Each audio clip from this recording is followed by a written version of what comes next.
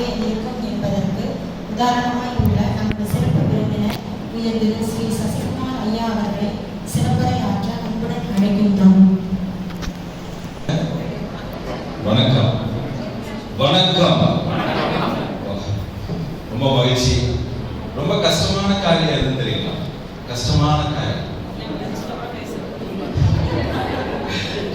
காரியம் படிக்கிறது, கிளாஸ் கவனிக்கிறது. ரொம்ப ரொம்ப கஷ்டமான காரியம் அது.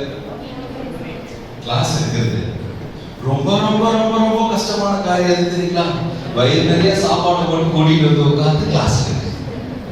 ஆனா நமக்கு எப்பவுமே இந்த வடிவல் சொல்வார்ல, நாங்கெல்லாம் சுனாமிலே நீச்சல் அடிக்கிறாருன்னு சொல்ற மாதிரி நாங்கெல்லாம் இந்த மாதிரி ஒரு வாய்ப்பு கொடுத்தா கூட அதை ரொம்ப அற்புதமா மாத்த முடியுமான்னு நமக்குள்ள ஏதாவது ஒன்று இருக்கான்னு அப்பப்ப தட்டி பார்க்கணும் இல்லையா? அதனால 2 மணின்னா என்ன, 1:30 மணின்னா என்ன, நீங்க எப்ப கொடுத்தீங்கன்னாலும் நாங்க எடுப்போம். நீங்க எடுப்பீங்க, நாங்க கேட்கணும்ல. யார் செஞ்ச பாவமோ, யார் வளர்த்த பிள்ளையோ வந்துட்டேன் கொஞ்சம் கூவிட்டு போக அப்படிங்கிற மாதிரி, ரைட்? ஓகே. சரி, வாழ்க்கையில நம்மளை சுத்தி நடக்கிற நிகழ்வுகளை ஒரு தாக்கத்தை ஏற்படுத்துறது அப்படிங்கிறது, ஒரு ஆப்பிள் ஒரு தாக்கத்தை ஏற்படுத்துமா? ஒரு ஆப்பிள் தாக்கத்தை ஏற்படுத்துமா? நிச்சயமாக ஏற்படுத்துங்க. ஆதாம் ஏவாள் சாப்பிட்ட ஆப்பிள் ஹலோ தாக்கத்தை ஏற்படுத்துச்சா இல்லையா? ரைட். நியூட்டன் கண்ணு முன்னாடி விழுந்த ஆப்பிள் தாக்கத்தை ஏற்படுத்துச்சா இல்லையா? 3வது இப்ப நம்ம கையில் இருக்கிற ஆப்பிள் போனு.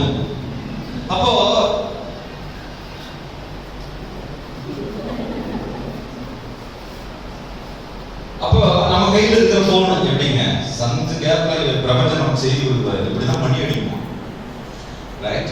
மகிழ்ச்சி. அந்த மாதிரி இப்ப வெயில் வெளியே ரொம்ப ஏகப்பட்டதா இருக்கு இல்லைங்களா? வெயில் ரொம்ப ரொம்ப அதிகமா இருக்கு. இந்த வெயில் இருக்கிற காலகட்டத்தில் கொஞ்சம் மரம் நிறைய இருந்தா நல்லா இருக்குன்னு நமக்கு தோணுதா தோணலையா? இப்ப இந்த மரத்தை பார்க்கும்போது எனக்கு ஒரு செய்தி ஞாபகம் வந்துச்சு. சொல்லலாமா அவங்ககிட்ட? நம்ம வாழ்க்கையில இந்த மரம் மாதிரி பல மக்கள் நம்ம கிட்ட வந்துட்டு போவாங்க, பாக்குறீங்களா? இப்ப மரம்னா என்னங்க? 3 விஷயம் இருக்கு. ஒண்ணு கனி, இன்னொன்னு கிளை, இன்னொன்னு வேர். இப்ப இந்த கனி மாதிரி சில மக்கள் இருப்பாங்க. யாருன்னா நம்ம குழந்தைங்க. வருஷம் வருவாங்க, 3 வருஷம் படிப்பாங்க, போயிட்டே இருப்பாங்க. அதாவது ஒண்ணும் இல்லாம வருவாங்க, வளருவாங்க, மேம்படுவாங்க, தன்னுடைய வாழ்க்கையை மேம்படுத்தி போவாங்க. அப்படிப்பட்ட ஒரு மரத்துல வரக்கூடிய ஒரு கனியாக பார்ப்பது நம்மளுடைய குழந்தைகள். இந்த கிளை மாதிரி சில ஆட்கள் இருப்பாங்க. யாருன்னா அவங்கள ஆசிரியர்கள். ரொம்ப பலமா அப்படியே எவ்வளவு வந்தாலும், எவ்வளவு வெயிட் வந்தாலும், பறவை வந்தாலும் தாங்குவாங்க, கனி வந்தாலும் தாங்குவாங்க, வெயில் வந்தாலும் சரி, தண்ணி கிடைச்சாலும் கிடைக்கலனாலும் என்னுடைய கனிக்கு சுவையை வந்தாக வேண்டும் அப்படின்னு சொல்லி இந்த ஆசிரியர்கள் அப்படி கிளை மாதிரி இருப்பாங்க. கனி இருந்தாலும் இருக்கலாம், இல்லாமே போலாம். கிளை இருந்தாலும் இருக்கலாம், இல்லாமே போலாம். ஆனா இந்த வேறு இருக்குல்ல, வேறு இல்லாம அந்த மரமே இல்லை. அந்த மாதிரி எந்த கல்லூரி நிறுவனங்களும் உங்களை மாதிரியான மக்கள் இல்லாம அந்த நிறுவனங்கள் இல்லை. பிடிச்சது நான் மட்டும் கை தட்டுறேன். அப்போ காலம் மாறலாம், காலத்தில் வந்த மனிதர்களும் மாறலாம். இன்னைக்குங்க நான் போன வருஷம் போய் என்னுடைய ஸ்கூல்ல நான் ரொம்ப படிச்ச ஸ்கூல் 10th ஸ்டாண்டர்ட்ல என்னுடைய ஆசிரியரை போய் பார்க்கலான்னு சொல்லி போய் பார்த்தா அங்க உட்காந்து கணக்கு எழுதுற அம்மா கொஞ்சம் டொப்பு கொடுத்துருச்சு, அவ்வளவுதாங்க. மற்றபடி அதே அம்மா தான் உட்காந்து கணக்கு எழுதிருக்காங்க. எவ்வளவு சந்தோஷமா இருக்கும் பார்க்கறது. காலேஜுக்கு போனா அதே ஹஸ்பண்ட் ஒய்ஃப் 2 பேர் அக்கௌண்ட்ஸ்ல இருப்பாங்க. இன்னும் அவங்களே தான் அப்படியே தான் உட்காந்துருக்காங்க. அப்ப காலம் மாறும், மனிதர்கள் மாறலாம், ஆனால் அந்த வேறுபட்ட மக்கள் அப்ப பாருங்க. ஆனா அந்த வேருக்கு ஒரு சிறப்பு உண்டு. மரம் 2 வகையில வளருது. ஒண்ணு மண்ணுக்கு மேல வளருது, இன்னொன்னு மண்ணுக்கு கீழே வளருது. நான் கூட இருக்கேன்னா போலாமா? ஒண்ணு தூக்கம் வரலையே. அப்ப இந்த மரம் மண்ணுக்கு மேலேயும் வளருது, மண்ணுக்கு கீழேயும் வளருது. மண்ணுக்கு மேல வளருது. ஐயா எனக்கு ஒரு 3 ரெக்வஸ்ட் இருக்குங்க, நான் வைக்கலாங்களா? சரி, I have 3 ரெக்வஸ்ட். ஒண்ணு, கைக்குள்ள இந்த கோட்டை தாண்டி நானும் வரமாட்டேன், நீயும் வரக்கூடாதுங்கிற மாதிரி இந்த நிகழ்ச்சியில என்ன நடந்தாலும் கடைசி வரைக்கும் ஹாப்பியா இருக்கு, ஜாலியா இருக்கு. ஹலோ, என்னங்க சாயங்காலம் வீட்டுக்கு போகணுமேங்கிற கவலையா, இல்ல வீட்டுக்கு போனா அதே முகத்தை பார்க்கணுங்கிற கவலையா, இல்ல வழக்கம் போல நம்ம போர் அடிக்கிறதுக்கு ஒரு மனுஷன் வந்துட்டானேங்கிற ஒரு சந்தோஷமா? எனக்கு ஒன்றும் புரியலையே. அப்ப முதல் கண்டிஷன் ஜாலியா இருக்கு. எப்படிங்க ஜாலியா இருக்குது? என்ன மாநில மதுரையில கேட்டாங்க, அங்க கேட்டாங்க, இங்க கேட்டாங்க, அங்க இல்லாம இந்த மனுஷனுக்கு வாக்கப்பட்டு நாம எல்லாம் பாடு இருக்குதே.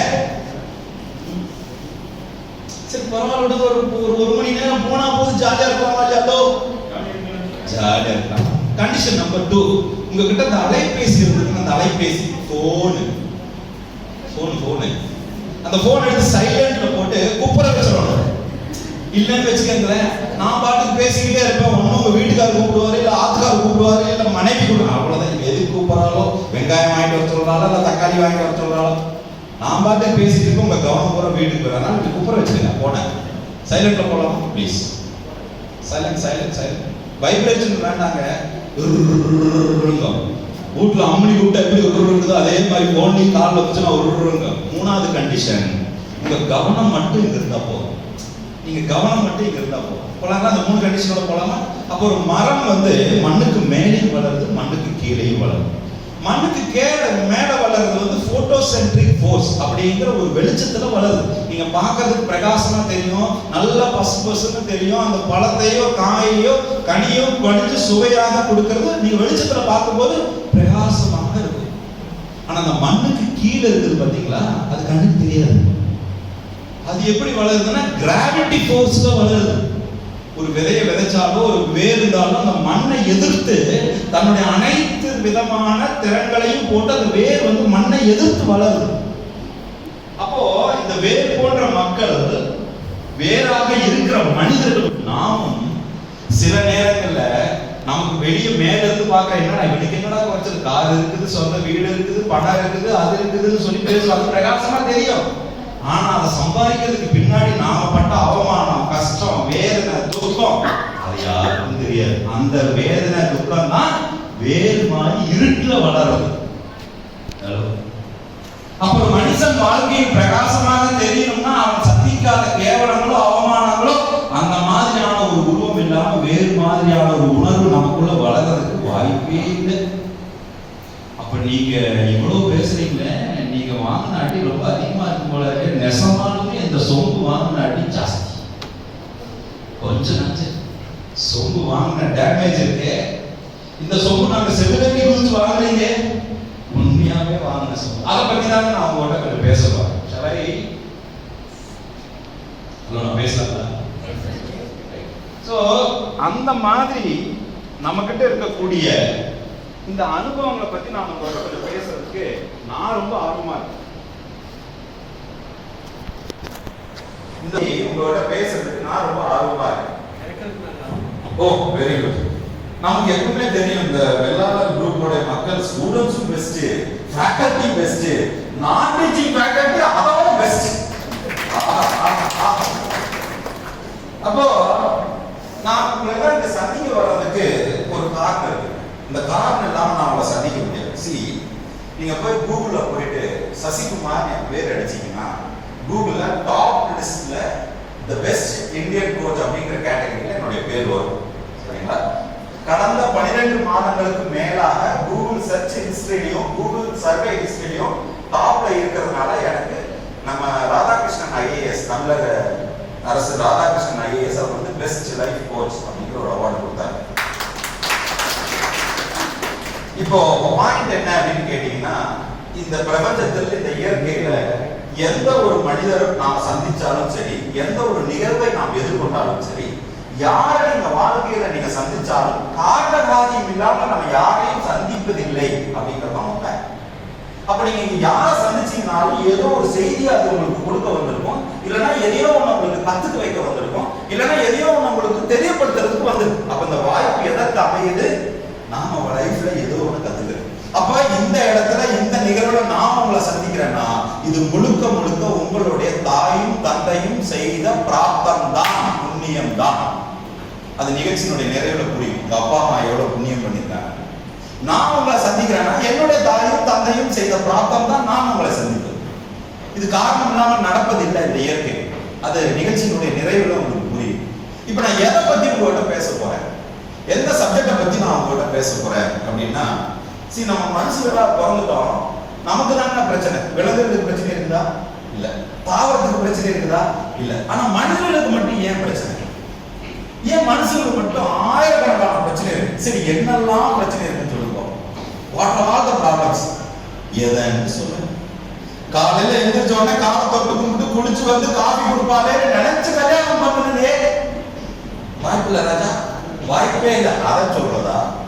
இல்ல கல்யாணம் பண்ணும்போது நீங்க மேடையில நிற்கும் போது ரொம்ப இன்னும் கொஞ்சம் சேர்த்து இல்லை, இன்னும் கொஞ்சம் சேர்த்து இல்லை அப்படின்னு இருக்கும். அன்னைக்கு ராத்திரி கொண்டு போய் ரூம் விடுவோம் பாருங்க, ரொம்ப ஹாப்பியா இருக்கும். அதுவே ஒரு வருஷம் கழிச்சு அதே ரூம்ல கொண்டு போய் விடுங்க, திருச்சி விடுவாங்க. ஐயோ நானா இந்த ரூமா?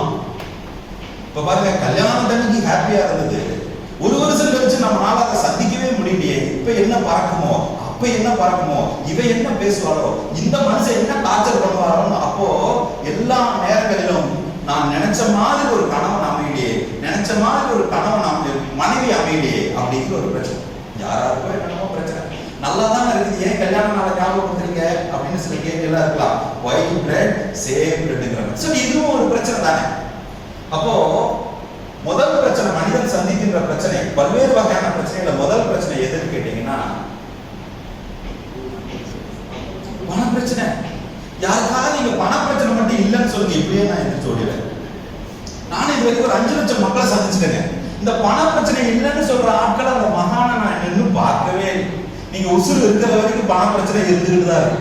ஒண்ணு, நான் சம்பாதிக்கிற பணம் எப்படி கையில் நிக்குதுன்னு தெரிய மாட்டேங்குது, இப்படி வர்ற பணம் இப்படி போயிருது. இல்லைன்னா நான் எவ்வளவோ உழைக்கிறேன், ஆனா எனக்கு ஏத்த உழைப்புக்கு ஏத்த ஊதியம் கிடைக்க மாட்டேங்குது.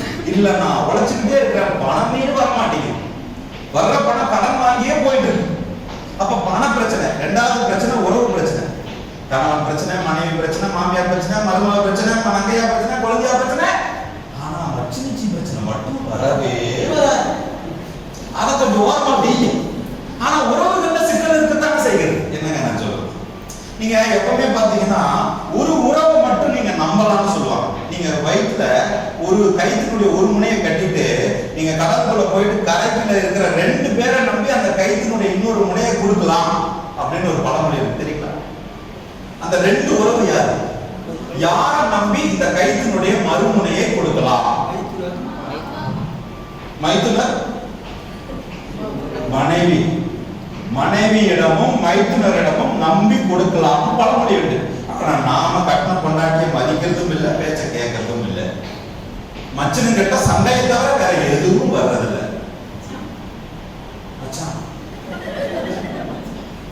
பரவாயில்ல, தெளிவா தான் இருக்கு. அப்போ இந்த மாதிரி எவ்வளவு விஷயங்கள் இருக்கும்போது உறவுகள்ல ஏன் சிக்கல் வருது? மூணாவது, நம்ம வேலை செய்யற இடத்துல தொழில சிக்கல் இருக்குதா? ஒரு போட்டி இருக்குது, ஒரு பொறாமை இருக்குது. நான் ஒரு வேலை செஞ்சா என் வேலைக்கான அங்கீகாரம் கிடைக்கல, அல்லது எனக்கு சரியான நேரத்தில் ப்ரொமோஷன் கிடைக்கல. எப்படி என்னுடைய வாழ்க்கையில அந்த தொழிலை நான் மேம்பட்டு முன்னேறது எனக்கு தெரியல. இல்ல இந்த வேலைக்கு நான் சம்பளத்துக்கு ஏற்ற மாதிரி என் திறமையை நான் எப்படி வளர்த்துக்கிறது அதுவும் எனக்கு தெரியல. அப்ப தொழில மேம்பாட்டுக்கான சிக்கல் இருக்குது, இருக்கா இல்லையாங்க? அப்ப முதல் பிரச்சனை பண பிரச்சனை, ரெண்டாவது பிரச்சனை உறவு பிரச்சனை, மூணாவது பிரச்சனை தொழில் பிரச்சனை, நாலாவது பிரச்சனை ரொம்ப முக்கியமான பிரச்சனை. உட்கார்ந்தா இடுப்பு வலிக்குது, நின்னா கால் வலிக்குது, நடந்தா கை வலிக்குது, ஒரு வியாதி போனா இன்னொரு வியாதி வருது. ஆரோக்கிய பிரச்சனை இருக்கா இல்லையாங்க? ஆரோக்கிய பிரச்சனை. இந்த 5வது பிரச்சனை ரொம்ப முக்கியமான பிரச்சனை. அந்த பிரச்சனை தான் எல்லா பிரச்சனைக்கும் காரணமான பிரச்சனை. என்ன பிரச்சனை சொல்லுங்க பாப்போம். நாம 2 பேரும் சந்தோஷமா இருப்போம் வீட்டுல, மூணாவதா ஒருத்தர் வருவான், என்னங்க 2 பேரும் சம்பாதிக்கிறீங்க, ஒரு நல்ல டிவி இல்ல, ஒரு நல்ல சோஃபா இல்ல, ஒரு நல்ல டைனிங் டேபிள் இல்ல, போச்சு அவ்வளவுதான். இதுக்கு தான் நான் இஎம்ஐ போட்டாலும் வாங்கலாம் சொன்ன, கேட்டியா? சண்டை வரும். அப்ப மூணாவதா ஒருத்தர் வரா பாருங்க, சமுதாயம், சொசைட்டி. நீங்க நல்லா பாத்தீங்கன்னா நாம இருக்கும்போது சந்தோஷமா தான் இருப்போம். ஒரு கேரக்டர் வீட்டுக்கு வந்துட்டு போனா ஒரு வாரம் சண்டையா இருக்கும். எந்த கேரக்டர் சொல்லுங்க பாப்போம். கரெக்ட், அதேதான் அதேதான் அதேதான் வெளியே சொல்லாதீங்க.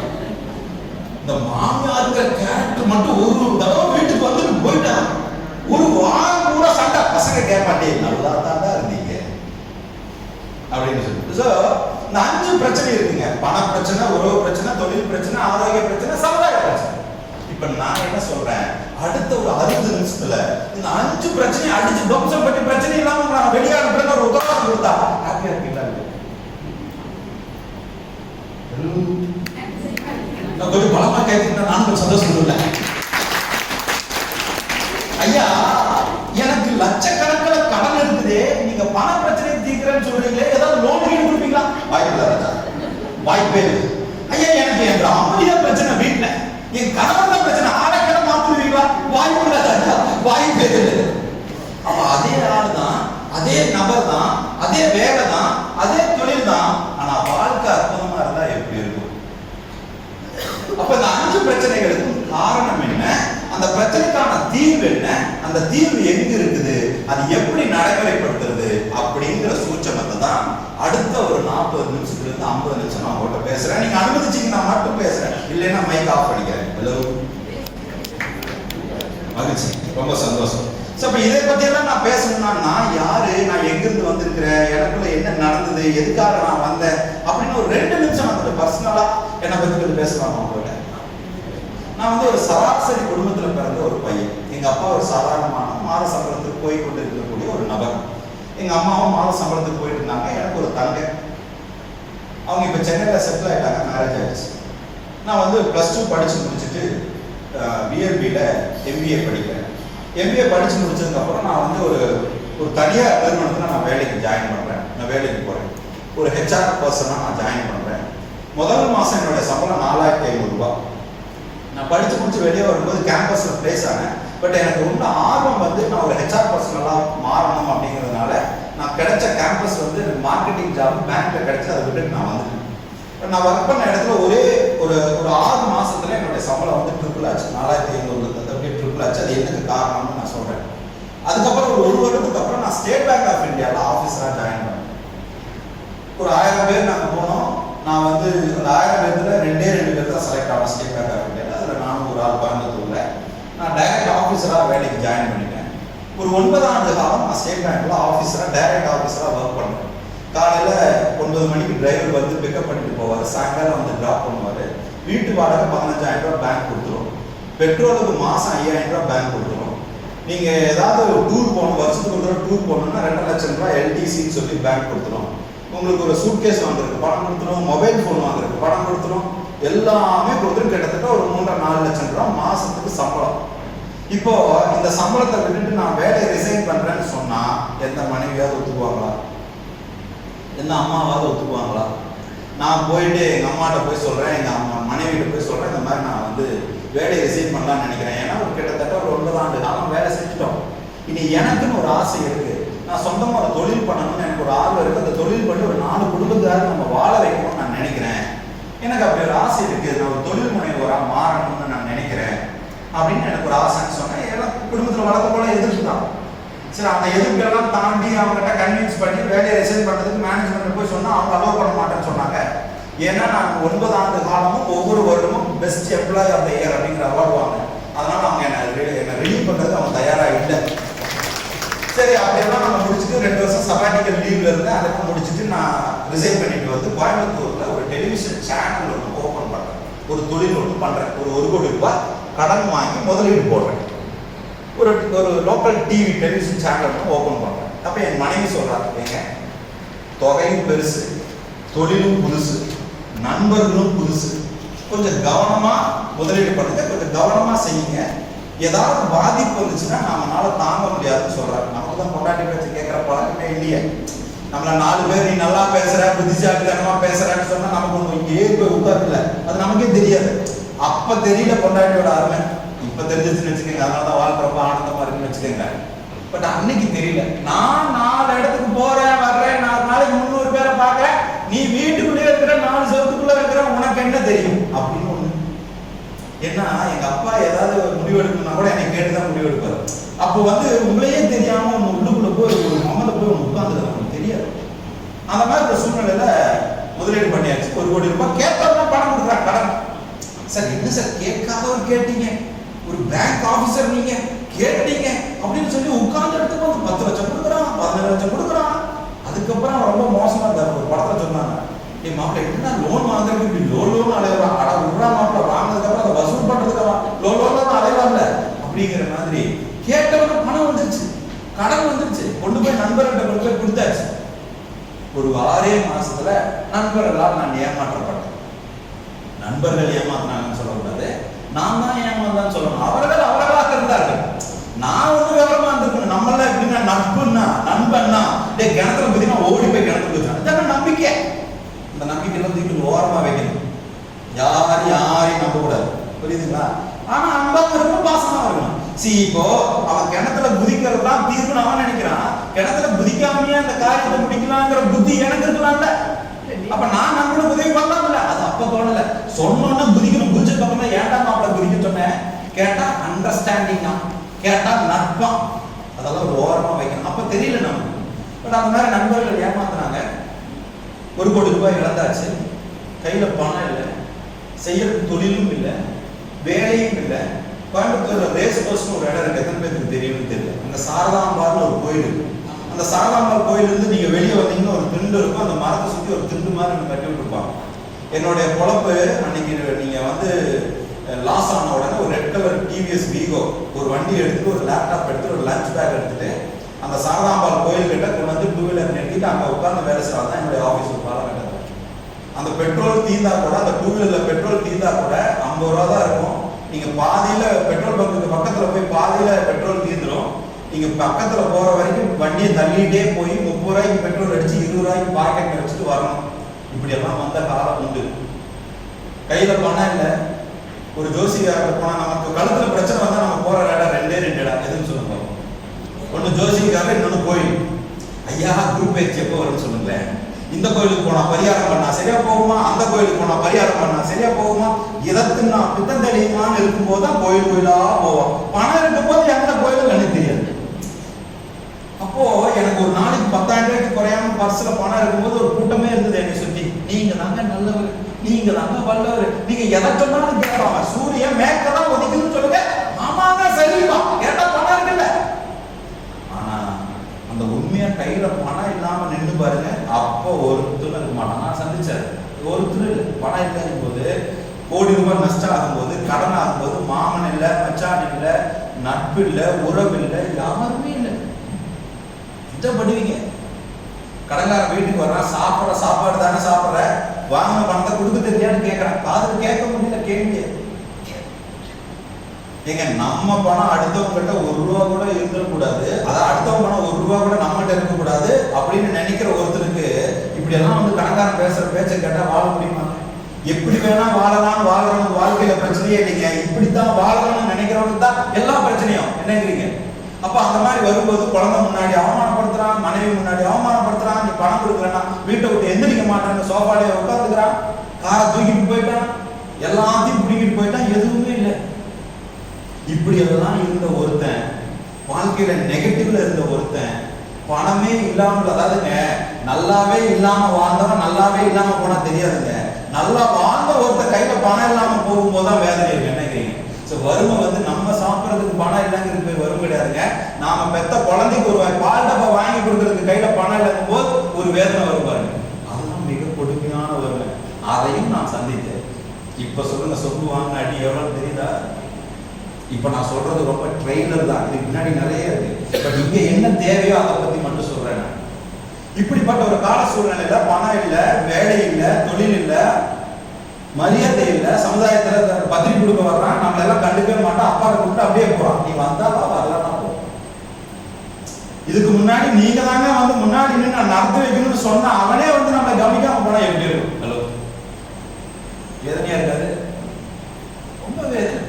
நவம்பர் 13 என் வாழ்க்கையில மறக்க முடியாத ஒரு நாள். ரூம்குள்ள போய் சூசைட் பண்ணிக்கலான்ட்டு உள்ள போய் கதா சாத்தி புடவை, எங்க அம்மாவோட புடவை எல்லாம் எடுத்து ஃபேன்ல போட்டு எல்லாம் ரெடி பண்ணியாச்சு. எங்க அம்மா ஃபிராக்ஷன் ஆஃப் செகண்ட்ல கதவை தட்டிட்டு உள்ள வரலன்னா இன்னைக்கு உங்க முன்னாடி நான் இல்லை. எங்க அம்மா வந்து ஒரு ஸ்டேட்மெண்ட் சொன்னாங்க, அந்த ஸ்டேட்மெண்ட் அப்படியே என்ன புரட்டி போட்டுச்சு. அன்னையில இருந்து இன்னைக்கு வரைக்கும் நான் வந்து அந்த சூசைட் எண்ணமே வரல. ஹோப் ஃபார் லைஃப் அப்படிங்கிற ஒரு அமைப்பு நடத்துறேன். இலவசமாக இந்த மாதிரி வாழ்க்கையை முடிச்சுக்கணும்னு எண்ணம் வந்தா இலவசமா நாங்களே மென்டார் பண்றோம். நானே மென்டார் பர்சனலா பண்றேன். இப்படி எல்லாம் ஒரு சூழ்நிலையில இருந்த ஒருத்தன், ஜீரோல இருந்த ஒருத்தன், நெகட்டிவ்ல இருந்த ஒருத்தன் இன்னைக்கு மாசம் 8 லட்சம் ரூபாய் சம்பாதிக்கிறேன், தினமும் 50 பேருக்கு அன்னதானம் கொடுக்குறோம்.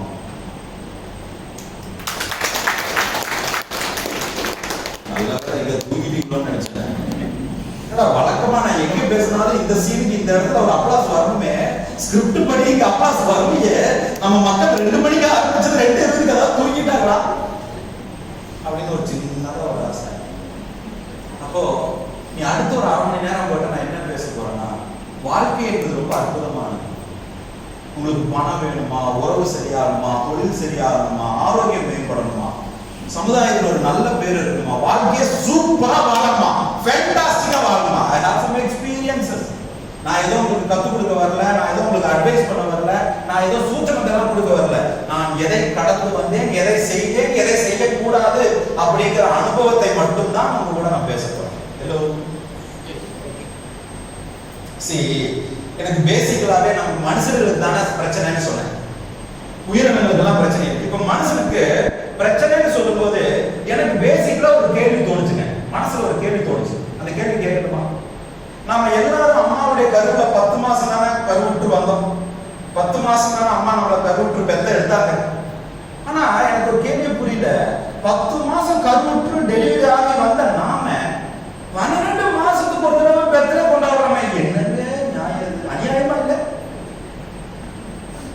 ஆனா புராணே 4 தாண்டை வச்சுட்டேன் குரு, ஒருத்தரும் இதை கேட்கலையா குரு? யோசிக்குமா? 10 மாசம் கருவுற்ற ஒரு கருவுக்கு, ஒரு குழந்தைக்கு 10 மாசத்தினுடைய சுழற்சியில ஆனிவர்சரி வரணும். எப்படி 12 மாசத்துக்கு ஒரு தடவை நம்ம பிறந்தநாள் கொண்டாடுறோம்?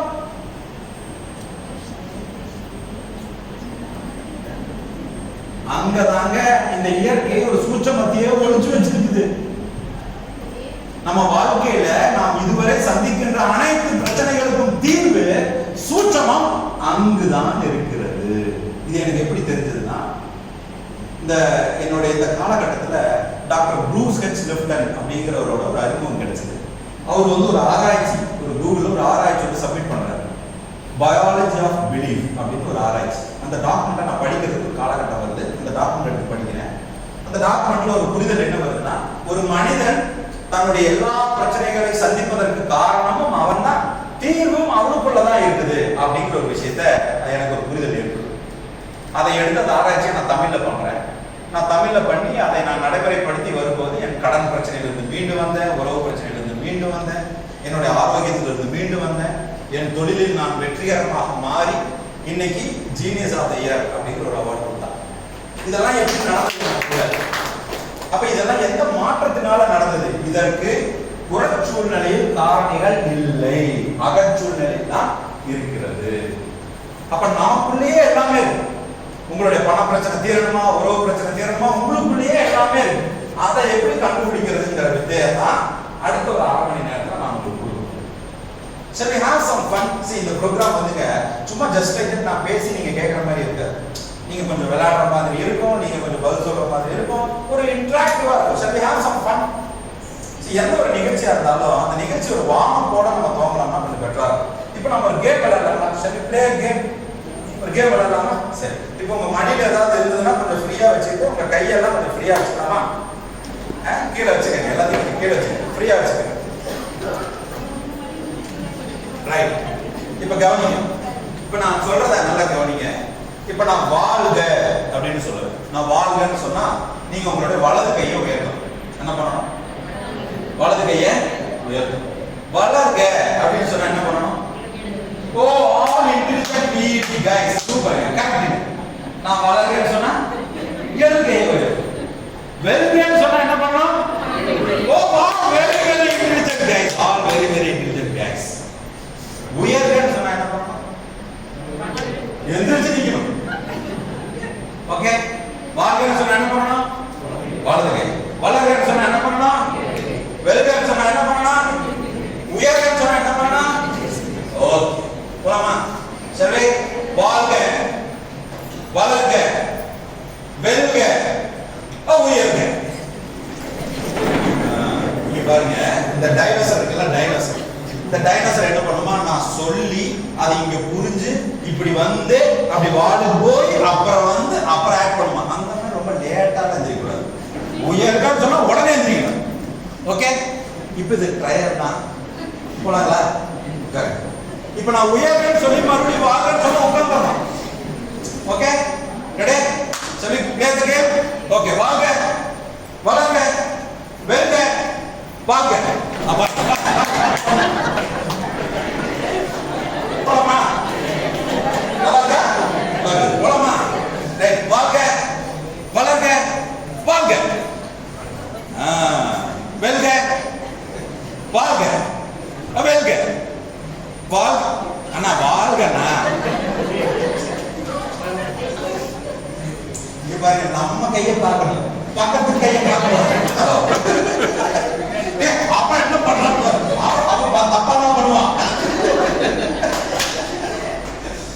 மகனே சத்தமே இல்லை, உனக்கு புரியலன்னா அவன் என்ன பண்றானோ அப்படியே பண்ணி தயவு செஞ்சு வாழ்க்கையில அப்படி எதையும் பண்ணுற.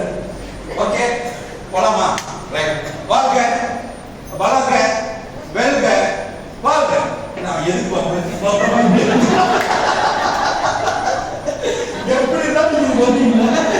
அப்ப பாக்குறேன்.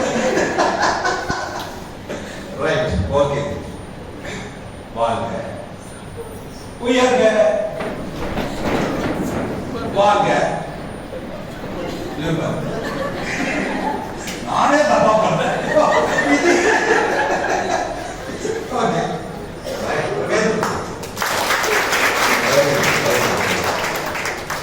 அப்பா நான் தப்பிச்சேன், போக முடியாதுங்க. ரைட். எப்படி இருந்ததுங்க? நாம எல்லாரும் அதே மக்கள் தானே. இப்ப எப்படி இந்த ஒரு வார்த்தைக்கோ இந்த கேமுக்கோ அல்லது இந்த பயிற்சிக்கோ உள்ளுக்குள்ள சம்திங் இஸ் ஹேப்பனிங். நாம பண்ணும்போது உங்களுக்கே ஒரு சிரிப்பு வருது. நாம பண்ற மிஸ்டேக் பார்த்து நமக்கே சிரிப்பு வருது. லைஃப்பும் அவ்வளவுதாங்க. Life is a game. ஆனா சில நேரங்கள்ல அதை போட்டு ரொம்ப மனசுக்குள்ள போட்டு ஒரு குற்றம் வரும். ஐயோ இப்படி பண்ணிட்டேனா, ஐயோ அப்படி பண்ணிட்டேனா, பரவாயில்ல ஏதோ ஆயிடுச்சு, கல்யாணம் ஆயிடுச்சு, அது ஒரு விபத்து நினைச்சு விட்டுருங்க. இதை போட்டு நினைச்சு ஐயோ இந்த விபத்தா யாரை கொண்டு ஆகும். ரைட்டா? சி நாம இன்னைக்கு பார்க்கிற உணர்வுகள் இருக்கு இல்லையா, சந்தோஷம், மகிழ்ச்சி, துக்கம், வேதனை, கோபம், ஆணவம், பொறாமை, பாகுபாடு, காமம், குரோதம், விரோதம், இந்த மாதிரி எல்லா உணர்வுகளும் சயின்டிபிக்கலி என்ன சொல்றதுன்னா இட்ஸ் ஜஸ்ட் பயோகெமிக்கல் ரியாக்ஷன். அவ்வளவுதான். அப்படின்னா வேதியியல் மாற்றங்கள். அவ்வளவுதான். இப்போ உதாரணத்துக்கு நான் ஒரு எக்ஸாம்பிள் சொல்றேன். நமக்கு ஒரு ஃபீவர் வருதுன்னு வச்சுக்கோங்க. ஒரு ஃபீவர் வருது. நம்ம என்ன பண்றோம்? டாக்டர்கிட்ட போய் ஃபீவர் வந்துருச்சுன்னு காட்டுறோம். இப்போ பேட்டரி மாத்திக்கலாம்.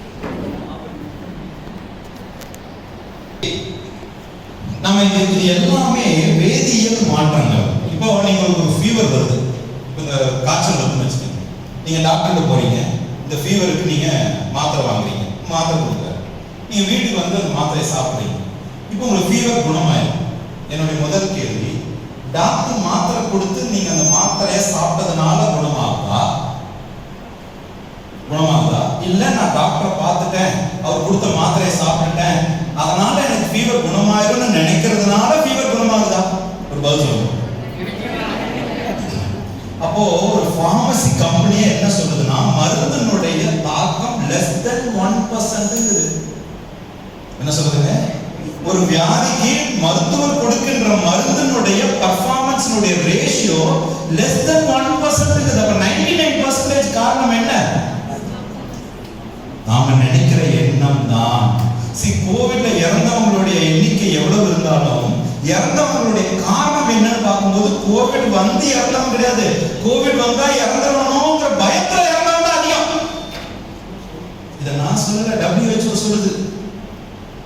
அப்போ இன்னைக்கு உங்க வாழ்க்கையில இந்த 5 பிரச்சனை இருந்தாலும் இந்த 5 பிரச்சனைக்கு காரணமான தாராளமா வரலாம். அப்ப இந்த வாழ்க்கையில 5 பிரச்சனைகளுக்கு காரணம் நம்மளுடைய மனம் தான். அப்ப பணம் தான் பிரச்சனை நினைக்கிறீங்க, பண பிரச்சனை இல்ல, பணம் தான் பிரச்சனை என்று நினைக்கின்ற மனம் தான் பிரச்சனை. இந்த ஆளு தான் பிரச்சனை, இந்த அம்மனி தான் பிரச்சனை நினைக்கிறீங்க, இந்த ஆளு தான் பிரச்சனை, இந்த அம்மனி தான் நினைக்கின்ற மனம் தான் பிரச்சனை. தொழில் தான் பிரச்சனை நினைக்கிறீங்க, கிடையாது, தொழில் தான் பிரச்சனை என்று நினைக்கின்ற மனம் தான் பிரச்சனை. ஆரோக்கியம் பிரச்சனை நினைக்கிறீங்க, கிடையாது, ஆரோக்கியம் தான் பிரச்சனை என்று நினைக்கின்ற மனம் தான் பிரச்சனை. அப்போ இந்த பண பிரச்சனையை சரி பண்ணணுமா, உறவு பிரச்சனையை சரி பண்ணணுமா, இல்ல பணம் உறவு இதெல்லாம் பிரச்சனை இல்ல, இது பிரச்சனை இல்ல. இப்ப பண பிரச்சனை சரி பண்ணணுமா, இல்ல பணம் தான் பிரச்சனை என்று நினைக்கின்ற மனதை சரி பண்ணணுமா? இப்ப உறவு சரி பண்ணணுமா, இல்ல உறவு தான் பிரச்சனை என்று நினைக்கின்ற மனதை சரி பண்ணணுமா? இப்ப தொழில் தான் பிரச்சனை, தொழிலை சரி பண்ணணுமா, இல்ல தொழில் தான் பிரச்சனை என்று நினைக்கின்ற மனதை சரி பண்ணணுமா? இப்ப பாருங்க, என்னுடைய 5 பிரச்சனை இல்ல, ஒரே பிரச்சனை தான், மனம் தான் பிரச்சனை. ஹலோ, இப்ப இந்த மனதை சரி பண்ணா உங்களுடைய எல்லா பிரச்சனையும் சரியாகும். இப்ப மனதை சரி பண்றதுக்கு உங்க மனம் எவ்வளவு பவர்ஃபுல்னு உங்களுக்கு தெரியணும். உங்ககிட்ட இருக்கிற மைண்ட், அந்த மைண்ட் எவ்வளவு பவர்ஃபுல்னு உங்களுக்கு தெரியணும். இந்த நாய்ஸ் ஏதோ செக் செக் செக் காட்டுறதுக்கு ஒரு சின்ன டெமோ கொடுங்களா? சரி ஹேவ் a demo. ரைட். இப்போ நான் சொல்றத கொஞ்சம் காட்சிப்படுத்துறீங்களா? கற்பனை பண்ணி பார்க்கறீங்களா? வெள்ளை கலர்ல ஒரு யானை. என்னங்க? வெள்ளை கலர்ல யானை. நல்ல கவனிங்க. வெள்ளை கலர்ல ஒரு யானை அப்படியே தும்பிக்கை ஆடுது. அப்படியே தும்பிக்கை ஆடுது. அப்படி வலது காலை தூக்குது. என்ன பண்ணுது? வெள்ளை கலர் யானை தும்பிக்கை ஆட்டுது, வலது காலை தூக்குது, வலது காலையும் ஆட்டுது. இப்ப இடது காதை ஆட்டுது. இப்போ அந்த வெள்ளை கலர் யானையை மட்டும் நினைக்காதீங்க. சாம்பார் அப்பாயின்மெண்ட் ஆகும். ஆனா இந்த வெள்ளை கலர்ல ஒரு யானைனா அதுக்கு தும்பிக்கையை ஆட்டுதுங்க, வலது கால் ஆட்டுதுங்க, காதையும் ஆட்டுது. அதை மட்டும் நினைக்காதீங்க. இந்த இயற்கை நமக்கு எவ்வளவு பிரச்சனை கொடுத்தாலும் நான் கொடுக்க வந்த பிரச்சனையை கொடுக்காம போக மாட்டேன். மைக் வேலை செஞ்சாலும் சரி, செய்யறதுனாலும் சரி, எடுத்துட்டாலும் பேசுவோம். ரைட். இப்ப யாரெல்லாம் நினைக்கல யானைய, ஆனா யாரெல்லாம் நினைக்கிறீங்க? நினைக்கிறீங்களா? Super, fantastic. வேற யாருங்க நினைக்கல? Very good, very good. வேற யாருங்க நினைக்கல? நான் இன்னொரு 4 கூட்டு சொன்னா இன்னொரு 4 7 நினைக்கிறேன். சரி, எது வெள்ளை கலர் யானைன்னு உங்களுக்கு தெரியும்? தெரியுமா? தெரியுமா தெரியாதா? தெரியாதா? எது வெள்ளை கலர் யானைன்னு உங்களுக்கு தெரியும். தெரிஞ்சதுனாலதான் அதை நீங்க நினைக்கல. என் கேள்விக்கு பதில் சொல்லுங்க. எதை நினைக்க கூடாதுன்னு நினைப்பீங்க? எது தெரியலையோ அதை தானே நினைக்க மாட்டீங்க. அப்ப நீங்க நினைக்க கூடாதுன்னு சொல்லும்போது, தெரியும்னு சொல்லும்போது நினைச்சிட்டீங்கல்ல. அப்ப நம்ம மனம், நான் வெள்ளை கலர்னு சொன்ன உடனே வெள்ளை கலர் கண்ணு முன்னாடி வந்திருக்கும். நான் யானைன்னு சொன்ன உடனே அது கண்ணு முன்னாடி வந்திருக்கும். வந்ததுக்கு அப்புறம் தான் வேண்டாம், அதுக்கு ஓரமா வை, முன்னாடியே வந்திருக்கும். அது கரெக்டுங்களா? காது ஆடுறது வந்திருக்கும். இப்போ கண்டிஷன் என்னன்னா, என்ன செய்யுது? இப்போ நம்ம மனம் தானே, நம்ம கிட்ட தானே இருக்குது. நாம சொன்னா கேட்கணுமா கேட்க கூடாதா? ஹலோ, என்னங்க லாஜிக்? நம்ம தானே வச்சிருக்கோம் நம்ம மனதை, நம்ம கூட தானே பயணிக்குது, நம்ம தானே சாப்பாடு போடுறோம். அப்ப நான் சொன்னா கேட்கணுமா கேட்க கூடாதா? ஒரு பழமொழி கேள்விப்பட்டிருக்கீங்களா? நம்ம பெத்ததும் பேச்ச கேட்காது, நம்மள பெத்ததும் பேச்ச கேட்காது. கேள்விப்பட்டிருக்கீங்களா? நாம பெத்ததும் பேச்ச கேட்காது, நம்மள பெத்ததும் பேச்ச கேட்காது. அதை விட ரொம்ப முக்கியம், நம்ம மனம் நம்ம பேச்ச கேட்கவே கேட்காது. டே பார்க்காதரா பார்க்காதரான்னு சொல்லும். டே கேட்காதரா கேட்காதரான்னு சொல்லும். சரிங்க. எத்தனை பேர் வந்து திருச்சியில திருப்பட்டூர்னு ஒரு இடம் இருக்கு, போயிருக்கீங்களா? பிரம்மமுரீஸ்வரர் அப்படின்னு ஒரு கோயில் போயிருக்கீங்களா? எதுக்கு போனீங்க? ஐயா தலையெழுத்து மாறும்னு சொன்னாங்க. போனீங்களா?